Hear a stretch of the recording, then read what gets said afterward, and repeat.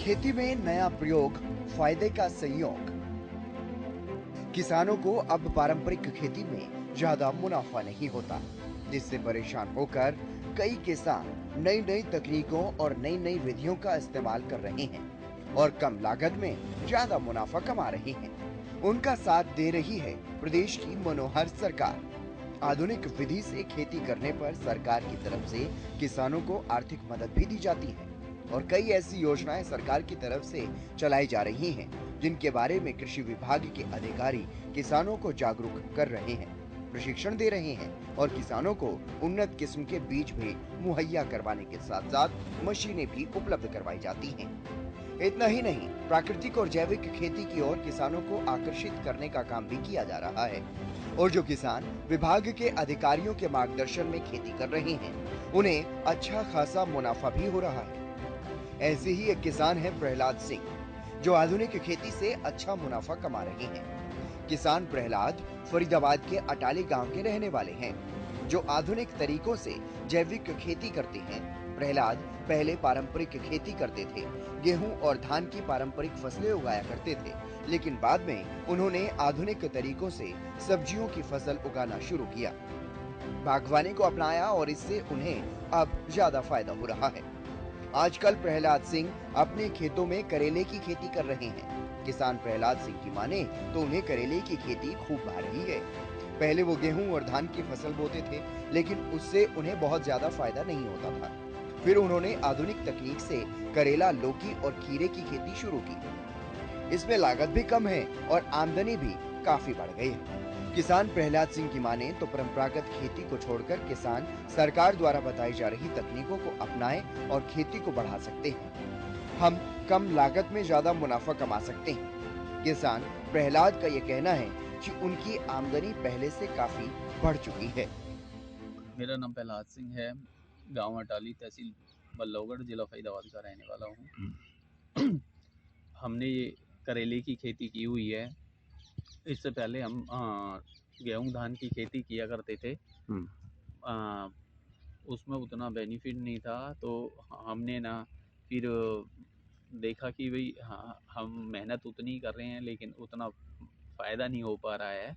तो फिर हमने आधुनिक तकनीकों से ये करेले, लौकी, टमाटर, खीरा आदि की वर्टिकल फार्मिंग शुरू की, जिसमें लागत तो उतनी ही लगती है पर आउटपुट उससे बहुत ज़्यादा होता है, जिससे कि हमारी जीविका चलाना आसान हो गया है और हमारी आमदनी भी काफ़ी बढ़ चुकी है पहले से। फरीदाबाद में आधुनिक तरीकों से जैविक खेती करने वाले प्रगतिशील किसान प्रहलाद चर्चा का विषय बने हुए हैं।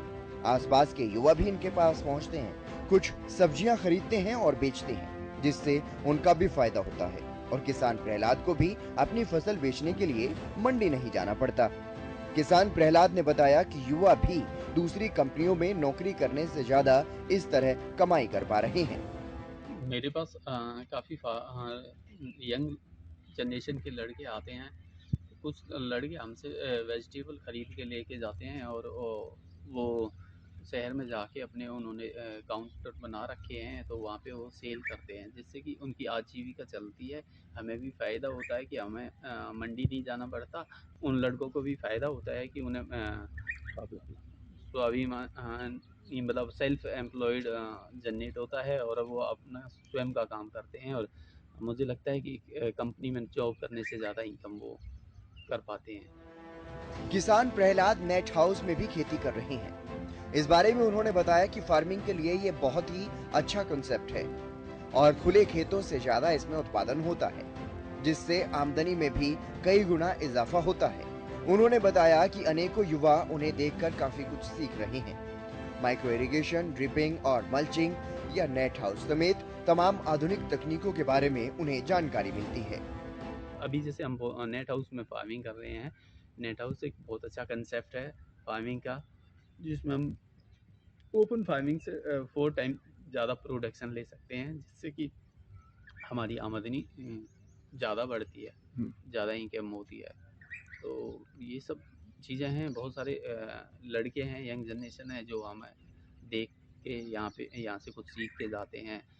माइक्रो इरिगेशन का काम हो या फिर ड्रिप इरिगेशन हो, मल्चिंग हो, स्टैकिंग हो, नेट हाउस फार्मिंग हो, तो उन्हें मोटिवेशन मिलता है और वो अपने यहाँ प्रयोग करते हैं। साथ ही किसान प्रहलाद ने बाकी युवाओं से भी अपील की है कि अपना काम करना ज्यादा बेहतर होता है, नौकरी के पीछे ना भागें, यही अच्छा होता है। अपने आसपास भी आप बेहतर कर सकते हैं, जिससे अपनी मिट्टी के साथ भी जुड़ाव बना रहेगा। युवाओं को क्या संदेश देना चाहेंगे? मैं अभी उस लेवल पे तो नहीं हूँ मैं किसी को संदेश दे पाऊँ, बट मैं यही चाहूँगा कि अपना काम करें, जो भी करें, छोटा करें बड़ा करें, नौकरी के पीछे ना भागें, अपने यहाँ रहते हुए अपने आसपास के एरिया में देखें, अपने आसपास के एरिया में देखें कि यहाँ पे क्या चीज़ हम कर सकते हैं, क्या बेस्ट हो सकती है, हमें क्या क्या रॉ मटेरियल मिल सकता है, उसको देखते हुए अपना कोई काम करें तो ज़्यादा बेटर होगा, जिससे कि हम अपने कल्चर और अपनी मिट्टी के साथ जुड़ाव हमारा बरकरार रहे। आजकल युवा शहर की तरफ भाग रहे हैं नौकरी करने के लिए, क्या संदेश? यदि शहर में जाने की बजाय वो अपने आसपास की इन्वायरमेंट में कोई चीज़ देखें कि वो किस चीज़ को बेस्ट तरीके से कर सकते हैं, उसको करें तो ज़्यादा अच्छा होगा। और मुझे लगता है कि एक कंपनी में जॉब करने से ज़्यादा बेनिफिट्स वो कमा पाएंगे। और इसके अलावा उन्होंने अन्य किसानों से भी अपील की है, जिसमें उन्होंने कहा कि परंपरागत खेती को छोड़कर आधुनिक खेती को अपनाएं, पानी की भी बचत होगी, लागत भी कम लगेगी और फायदा भी ज्यादा होगा। साथ ही मल्चिंग का इस्तेमाल करने से खरपतवार कम होगी, जिससे फसल और भी अच्छी होती है और आमदनी में भी इजाफा होगा। आसपास के गाँव में प्रगतिशील किसान के रूप में होती है, प्रेरणा बने हुए हैं, क्या कहेंगे?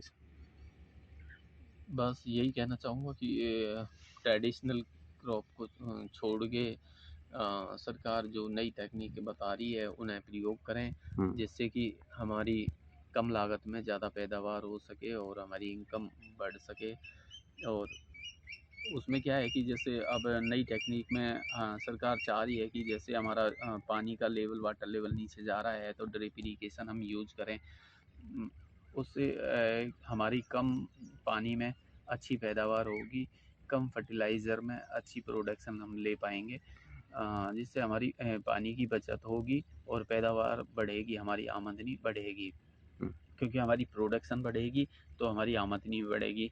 उसके साथ फिर मल्चिंग के प्रयोग करने से हमारी खरपतवार की समस्या ख़त्म होगी, जिससे कि हमारी कॉस्ट पे भी असर आएगा, हमारी कॉस्ट कम होगी और हमारा पेड़ की बढ़वार अच्छी होगी, जिससे कि हमारी प्रोडक्शन पे असर आता है।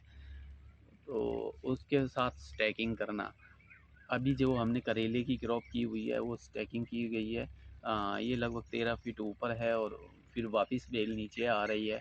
तो ये स्टैकिंग करने से क्या फ़ायदा होगा कि यदि हम नीचे कोई फसल लेते हैं तो उसमें हमारी प्रोडक्शन प्रॉपर नहीं आ पाती है, बेलें ख़राब हो जाती हैं जब हम बार बार तोड़ने के लिए जाते हैं। और यदि हम स्टैकिंग पे कोई क्रॉप करते हैं तो फिर उसमें प्रोडक्शन पूरा हमारी कोई बेल ख़राब नहीं होती है, कोई फल ख़राब नहीं होता है, सारी प्रोडक्शन हमें प्रॉपर मिलती है। और यदि हमें पूरी अपनी फसल मिलेगी तो उससे हमारी आमदनी ज़्यादा होगी। इससे पहले किसान प्रहलाद टमाटर, तोरी, लौकी की खेती करके भी अच्छा मुनाफा कमा चुके हैं। इससे पहले क्या फसल आपने लगाई हुई थी और कितना फायदा हुआ था? इससे पहले हमने टमाटर यूज़ किया था, टमाटर स्टैकिंग पे किया हुआ था और काफ़ी अच्छी फसल निकली उसकी। हमने तोरी की फसल स्टैकिंग पे की हुई है टनल पे। हमने लास्ट 3-4 साल से हम लौकी की क्रॉप स्टैकिंग पे करते हैं, बहुत अच्छे बेनिफिट्स हैं। इसी तरह से हरियाणा के प्रगतिशील किसान नित नए मुकाम हासिल कर रहे हैं और प्रदेश की कृषि को अलग ही पहचान दिला रहे हैं। फरीदाबाद के किसान प्रहलाद सिंह अन्य किसानों के लिए प्रेरणा के स्रोत हैं। किसान प्रहलाद न सिर्फ अच्छा मुनाफा कमा रहे हैं, बल्कि कई युवाओं के लिए भी रोजगार की व्यवस्था उपलब्ध करवा रहे हैं। कई युवा किसान प्रहलाद के खेत से फसल मंडी पे बेचकर अपनी आजीविका कमा रहे हैं।